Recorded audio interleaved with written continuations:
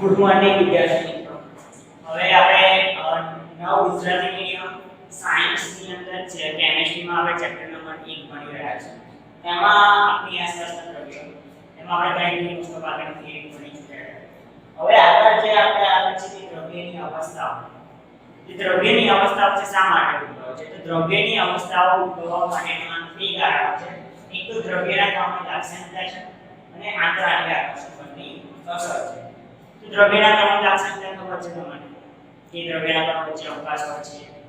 દ્રવ્યના કામ કેવો હોય છે? ગતિશીલ હોય છે. દ્રવ્યના કામ એકબીજાને આકર્ષે છે. પછી દ્રવ્યના કામ હોય છે એની અંદર શું હોય છે? અતિ સૂક્ષ્મ કણો આવેલા હોય છે. ત્યાર પછી આંતરરાષ્ટ્રીય આકર્ષણ કેવું હોય છે?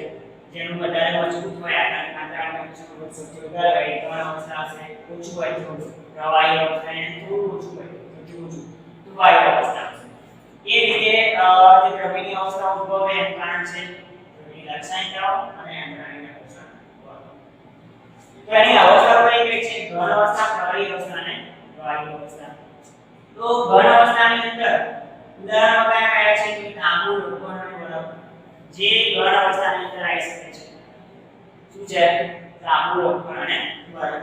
ત્યાર પછી તમે બીજા બે ઉદાહરણ આપી શકો છો. લાકડું છે, પથ્થર છે, ઈંટ છે, દીવાલ છે, કોઈ પણ તમે લઈ શકો છો જે ઘન અવસ્થામાં હશે.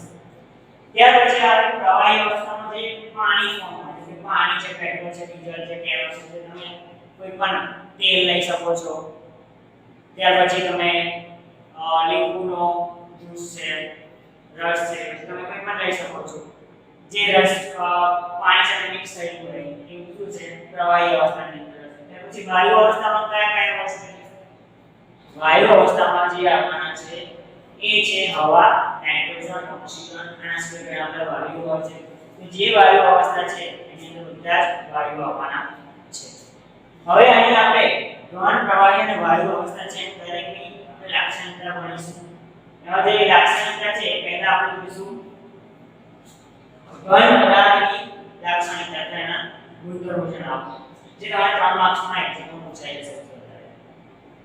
તો પહેલી જે લાક્ષણિકતા છે એનું શું છે? કે ઘન પદાર્થ ને જે બી ઘન પદાર્થ એનો અંદર તમે આકાર જોવો તો એનો આકાર કેવો હોય? ચોક્કસ. આ પેનનો તમે કોઈ બી જગ્યાએ લઈ જાઓ, મુંબઈ લઈ જાઓ, લંડન લઈ જાઓ, આફ્રિકા લઈ જાઓ, તો આ પેનનો આકાર ચોક્કસ છે. એનો આકાર બદલાશે નહીં. એ રીતે એની વાત કરીએ તો કદ અને સીમા.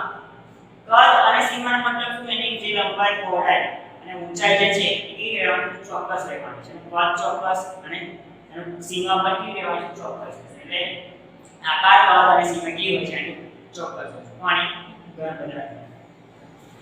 ત્યાર પછી વાત કરીએ ઘન પદાર્થ પર બાહ્ય દબાણની અસર.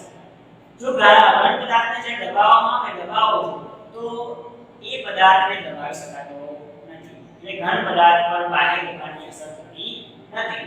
ઘન પદાર્થ પર બાહ્ય દબાણની અસર થતી નથી. તેથી એ શું છે? અદબનીય. શું છે?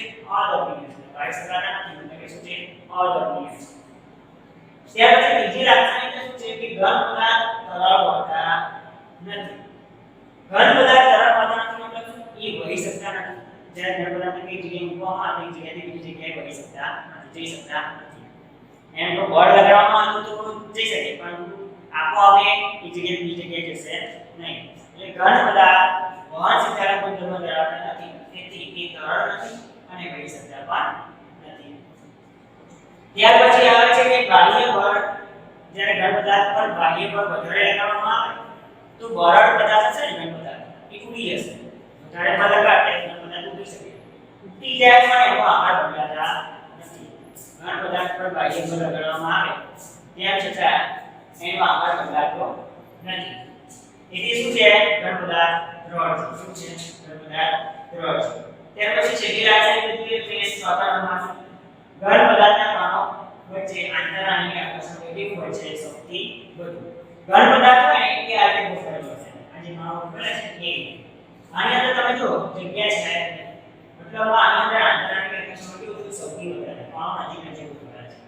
મતલબ આ થોડું હોય મારે સૌથી વધારે બળ આપવું પડે. આ પેનમાં તો સૌથી વધારે બળ આપવું પડે. મતલબ આ ઘન પદાર્થના કણો વચ્ચે આંતરરાષ્ટ્રીય આકર્ષણ કેવું જોવાનું? સૌથી વધુ. ત્યાર પછી આવે ઘન પદાર્થના કણો વચ્ચે શું હોય છે? અવકાશ સૌથી ઓછો. હવે ઘન પદાર્થના કણો રહેલા છે એની અંદર તમને જગ્યા દેખાય નથી દેખાતી. મતલબ આની અંદર આગળ તો વધુ આગળ એક્સરસાઇઝ નહીં. ઘન પદાર્થના કણો વચ્ચે અવકાશ કેવો હોય છે? સૌથી ઊંચો હોય છે. હવે એની અંદર ઉદાહરણમાં વાત કરીએ તો એક ઉદાહરણ છે ઘન પદાર્થનું સ્પંજ એટલે કે વાદળી. વાદળી એ ખરેખર ઘન પદાર્થનું ઉદાહરણ છે. તો ઘન પદાર્થનું ઉદાહરણ છે. કારણ શું છે કે વાદળી હોય એની અંદર જે નાના નાના પાર્ટિકલ હોય છે કણો હોય.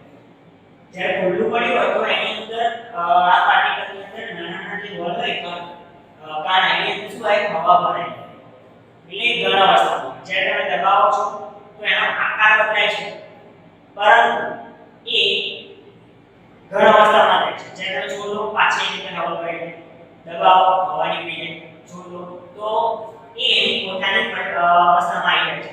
મતલબમાં ઘન પદાર્થની અંદર જોવા જઈએ તો વાદળી એ ઘન અવસ્થા ધરાવે છે. એની અવસ્થા બદલાય છે એનો આકાર બદલાય છે પણ એની અવસ્થા બદલાતી નથી. તો સ્પંજ વાદળી એ આપણે દબાવી શકીએ છીએ કારણ કે તેના ઘટકમાંની વચ્ચે રહેલી હવાની જગ્યામાંથી હવા બહાર નીકળી જાય છે પરંતુ અવસ્થા બદલાતી નથી. હવા નીકળી જાય પરંતુ એની અવસ્થા બદલાતી નથી. એની અવસ્થા કઈ છે? ઘન અવસ્થા જોવા મળે છે. તો આપણે આ ટોટલી ઘન અવસ્થાના જે લાક્ષણિકતા હતી એ તમે જોઈ એના ગુણધર્મો ટોટલી છે તૈયાર. ઓકે હવે એની અંદર જોવા જાવ તો ઘન પદાર્થની અંદર આપણે જોયા કેટલા ગુણધર્મોનું પાણી ક્ષમતા છે. એની અંદર પહેલા શું કહેવાય? આકાર ચોક્કસ હોય છે. એના પર બાહ્ય પદાર્થ કરવામાં આવે તો એના પર કોઈ અસર થતી નથી. એકથી અધર્મીય છે. તરલ નથી, રહી શકતા નથી. બાહ્ય પર વધારે પ્રમાણમાં તૂટી જાય પણ આકાર બદલાતો નથી. ત્યાર પછી એની અંદર આંતરડાની આકર્ષણ સૌથી ઓછું હોય છે. સૌથી વધુ હોય છે અને ઘન પદાર્થના કણો વચ્ચે અવકાશ સૌથી ઓછો હોય છે. ઉદાહરણ શું કહેવાનું છે? વાદળી સ્પંજ.